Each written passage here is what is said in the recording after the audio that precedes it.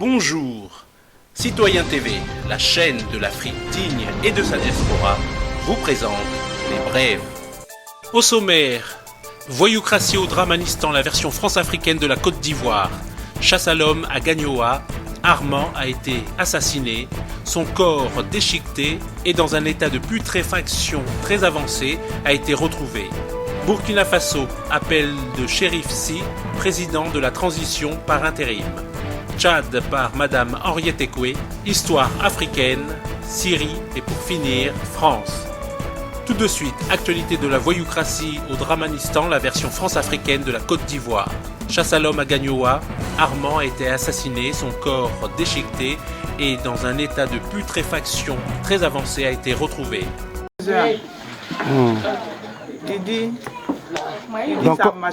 Donc comment tu as appris la nouvelle? Comment il s'appelle ton mari? Il s'appelle Bagné Bomane Armand. Et qu'est-ce qu'il a eu? Qu'est-ce qui s'est passé? Je ne sais pas ce qui s'est passé au juste. Mais en tout cas, on l'a retrouvé mort et on est venu vous informer. On l'a retrouvé mort, j'ai venu m'informer pour dire qu'on l'a retrouvé mort, blessé, découpé, même sa tête là était fondue. D'accord. Et vraiment, tout ce que je puis dire, c'est Yako. Nous sommes ici à Gagnoa. Et vous-même, comment vous appelez? Il a laissé combien d'enfants? Il s'appelle une fille seulement. Il a une fille. En tout cas, beaucoup de courage. Rappelle-moi ton nom, s'il te plaît. Je m'appelle Bego Josiane. Josiane, courage. Courage, Tout de Josiane. suite, actualité au Burkina Faso, appel de Chérif Si, président de la transition par intérim. Concitoyens, concitoyennes, peuple du Burkina Faso, notre peuple traverse un moment difficile. Et cela du fait d'un groupuscule armé en complicité avec des néoconservateurs du régime déchu. Vous ne saurez accepter cette forfaiture. Aussi, assumant les charges dévolues au chef de l'État, j'invite la première région militaire, la deuxième région militaire, les forces vives de la nation à sortir et à mettre fin à cette forfaiture. Tout de suite, Tchad par Madame Henriette Ekoué. Bonsoir Bachir, je salue le peuple tchadien qui a une très longue tradition de combat et de vaillance militaire. Je vais remonter à 1940 lorsque le général Leclerc arrive au Cameroun et monte à N'Djamena. À partir de N'Djamena, qu'on appelait à l'époque Fort Lamy, se fondent réellement les forces françaises libres qui vont rassembler 17 000 hommes et qui vont recevoir aussi l'adhésion de beaucoup de pays en Afrique centrale, notre région. Et c'est à partir de là que ces forces françaises libres vont obtenir les premières victoires de la France sur l'Allemagne nazie et sur l'Italie, à Bir Hakeim et à Kufra. Et vous savez que dans la capitale française, il y a un métro qu'on appelle Bir Hakeim.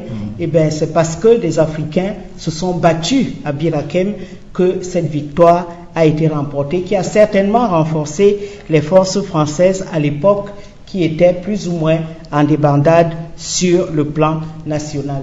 C'est pour ça que les Africains, dont les Tchadiens, ont participé à la libération de Paris et que chaque fois, en août 1944, et que chaque fois qu'il y a la célébration de la libération de Paris, il y a toujours à l'Arc de Triomphe, là où il y a le tombeau du soldat inconnu, un char qui est posté là avec une inscription Régiment du Tchad. Ce n'est pas par hasard. Et d'ailleurs, c'est pour ça que le premier président de ce pays, le Tchad, François Tombalbaye, va avoir l'insigne honneur de coprésider avec le général de Gaulle un défilé militaire du 14 juillet.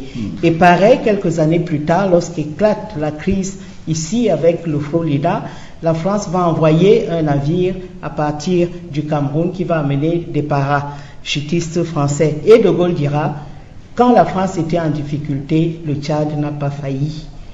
Le Tchad n'a jamais fait défaut et failli. C'est important à rappeler pour dire que si on est de certains pays africains, il ne faut pas oublier qu'à l'origine, il y a une dette de sang de tous les Africains, et le Tchad en a fait partie. Des traditions militaires qui font que lorsque le pétrole est arrivé, l'achat des armes, et la France a commencé à dire, mais comment ça se fait les générations futures? Est-ce que ça s'est passé comme ça au Gabon? Non. Lorsqu'on a commencé l'exploitation du pétrole, on a réparti, la clé de répartition a été comme elle est, et c'est grâce à ça que le Tchad a pu former une armée puissante pour aller aider le Mali et pour aujourd'hui, avec les Camerounais, combattre Boko Haram avec le Niger et naturellement avec le Niger. Ceci rappelé pour dire que c'est une grande tradition militaire, une tradition qui est connue de tous les Français, une tradition qui est connue en Afrique. Il ne faut pas oublier que le général de l'Armina, qui dirigeait le QG des forces françaises libres ici, après qu'ils soient partis de la chambre de commerce à Douala où ils étaient hébergés à l'origine, il a dit qu'il a trouvé dans ce peuple et dans les peuples voisins des forces réelles prêtes à engager une bataille qui n'a pas faibli devant la force nazie et les Italiens. Alors, récemment, on va discuter de Boko Haram, bien sûr. Tout à l'heure, on va le faire. On va le faire. Mais cette interview, je dirais simplement quelques mots du président Idriss Déby. Est-ce qu'on est aujourd'hui en train d'avoir une nouvelle voie africaine qui va être, parce qu'on a été sevré longtemps, d'une voie africaine qui va combattre, peut-être lancer le combat contre le néocolonialisme et qui sait la libération par notre monnaie, par une monnaie africaine. C'est des questions dont on va se poser. En tout cas, il faut saluer ce pays. En tout cas, le président l'a révélé également avec beaucoup de courage. Voilà. Et que le panafricanisme est un humanisme, c'est-à-dire que des valeurs comme le développement social, le développement humain et surtout une bonne répartition des richesses est une valeur qui, je l'espère, va prospérer dans tous les pays africains. En tout cas, je suis content d'être au Tchad aujourd'hui, en N'Djamena, pour pouvoir apporter aussi mon soutien à ce combat pour le panafricanisme. Tout de suite, histoire africaine.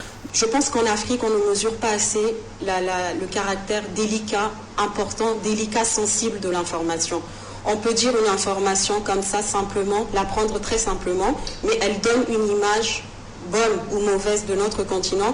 Je pense qu'il faut qu'on appréhende cette question de l'information avec beaucoup plus de sérieux, et je pense que l'Afrique, ce ne serait pas un mal que l'Afrique cherche aussi entre guillemets à manipuler l'information.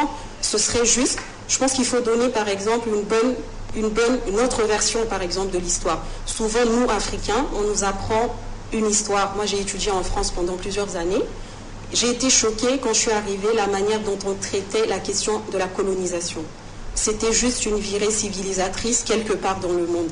Alors que quand j'étais au Tchad, parce que j'ai fait une partie de mes études au Tchad, on nous parlait des luttes indépendantistes, des Africains qui se sont battus. Donc on n'a pas été passif pendant la colonisation, on s'est battu. Donc je pense que chaque continent, chaque pays a sa version, entre guillemets, de l'histoire. Il est temps que l'Afrique donne la sienne. D'accord. Il est temps que l'Afrique donne la sienne. Tout de suite, actualité en Syrie. Un regard sur la Syrie à présent, alors que la coalition menée par les Occidentaux brille par son incohérence et son inefficacité. La Russie renforce sa présence militaire et son engagement aux côtés de Bachar el-Assad. Selon un responsable américain, les Russes ont en effet déployé vendredi 4 avions de combat près de Latakia dans l'ouest syrien, un des fiefs du régime. D'après les estimations américaines, la Russie dispose déjà dans cette zone de plusieurs hélicoptères d'attaque et de transport de troupes, d'artillerie ainsi que de 500 soldats d'infanterie de marine. Le tout installé sur une base aérienne en construction. Face à cet état de fait, Washington n'a eu d'autre choix que de s'entretenir avec le ministre russe de la Défense afin d'éviter, dit-on, toute interaction entre les avions russes et ceux de la coalition internationale menée par les États-Unis. Malgré cette volonté de dialogue, le gouvernement américain persiste, à l'instar de John Kerry, à montrer du doigt l'engagement de Moscou auprès de Damas. D'après le secrétaire d'État américain, un renforcement militaire russe en Syrie ne contribuerait qu'à y faire venir toujours plus de djihadistes et à compromettre tout espoir de paix. Pourtant, après des mois d'actions menées contre l'État islamique par la coalition, force est de constater que la situation n'a guère évolué et que la mise à l'écart d'Assad oblige. Les djihadistes continuent de gagner du terrain. Selon Vladimir Poutine, la faute revient aux Américains et à leur politique du double jeu consistant à privilégier leur intérêt géostratégique au détriment d'une politique réelle de lutte contre l'organisation terroriste. Pour le président russe, Washington doit cesser d'instrumentaliser certains groupes terroristes pour tenter de renverser le régime et doit reconsidérer sa position à l'égard de Bachar al-Assad, ouvert selon lui au dialogue avec l'opposition pour mener les réformes nécessaires, une position claire et définie à milieu des tergiversations occidentales et du deux poids deux mesures ambiant qui contribue depuis des mois à faire perdurer un conflit meurtrier. Et pour finir, actualité en France. Politique, à un peu plus de 3 mois des élections régionales, la gauche tremble déjà à l'idée d'essuyer un nouveau revers. Pour limiter la casse dans les urnes, les militants et élus de gauche se retroussent les manches et reviennent aux bonnes vieilles méthodes. En fin de semaine dernière, Marion Maréchal Le Pen, candidate Front National en Provence-Alpes-Côte d'Azur, avait une réunion à Guillestre. Son déplacement s'est fait sous très haute tension puisque la Benjamine de l'Assemblée a été violemment prise à partie par des militants d'extrême gauche. Sifflée, insultée et même aspergée de bière, la jeune candidate a également déclaré que son service d'ordre avait été molesté.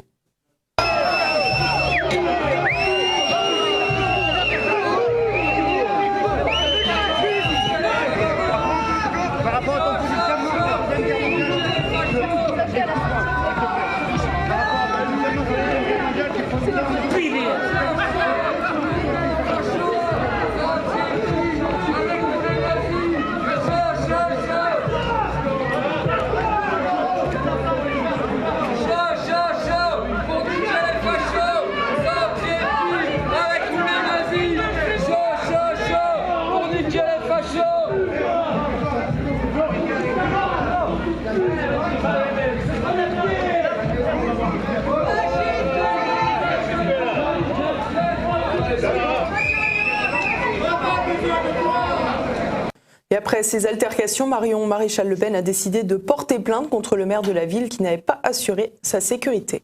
Et ce n'est pas la seule attaque qu'a dû essuyer le Front National, puisque la permanence du candidat parisien Vallerand de Saint-Just a également été attaquée en milieu de semaine dernière, alors que des militants se retrouvaient pour définir les projets de campagne. Ils ont senti une forte odeur d'essence. Celle-ci avait en effet été déversée à l'intérieur des locaux par la boîte aux lettres, sans doute avec l'intention de mettre le feu. Arrivée sur les lieux, la police a découvert à l'intérieur que 3 papiers avaient également été glissés dans l'entrée. Chacun comportait un des prénoms des enfants de Marine Le Pen. Et si le Front National est habitué à ce genre d'intimidation de la part des militants gauchistes, le président de Debout la France, Nicolas Dupont-Aignan, en était jusque-là préservé. C'est visiblement du passé puisqu'il a été pris à partie la semaine dernière en plein tournage de l'émission Complément d'enquête. Le plateau de France 2 était installé à quelques centaines de mètres du camp de migrants installé sur le quai d'Austerlitz, alors même qu'il était évacué. Des élus parisiens d'extrême gauche venus pour l'occasion en ont profité pour agresser verbalement Nicolas Dupont-Aignan et perturber l'enregistrement. On est un peu surpris en fait, Éric Coquerel aussi, On est un peu surpris en fait, il y a une évacuation là en cours, on est avec la ville de Paris, il y a des migrants, vous êtes là, tranquille, tout se passe bien. C'est un décor de théâtre. Le décor est un peu étonnant, quoi, surtout vu votre discours, je trouve ça étonnant. Très bien. Vous demandez à monsieur Poincaré. D'autant qu'on m'avait parce que c'est moi. On vous a pas vu, ça fait plusieurs mois qu'on est là, avec plein de soutien. C'est pour faire de la provocation. Évidemment, c'est la provocation. C'est vous la provocation. Maintenant, ça suffit. Monsieur Poincaré, parce que moi, je voulais pas être ici. Vous faites votre peur sur la misère des gens, ça vous dérange pas? Ça y est. Non, sérieusement, monsieur. Évidemment. Vous regardez dans la glace. Vous n'avez pas honte de faire ça? Vous voyez ces gens qui sont dans la misère. Allez-y, leur serrer la main. Allez-y, leur dire bon courage. C'est pas vrai, je suis 6h du matin, je vous ai pas vu vous planter. Vous êtes devant les caméras, quelle honte! Vous faites honte à la France! C'est moi qui fais honte à la France! Vous arrivez à vous regarder dans la glace, enfin! On est là, sortez d'ici! Sortez! Vous n'avez rien à faire ici! Ainsi, comme à son habitude, la gauche use de ces méthodes d'intimidation tout en criant au fascisme contre des ennemis politiques dont elle dénonce les prétendus agissements autoritaires. Ajoutons, s'il est encore nécessaire de le préciser, que ni le ministre de l'Intérieur ni le Premier ministre ne se sont insurgés contre ces obstructions à la démocratie.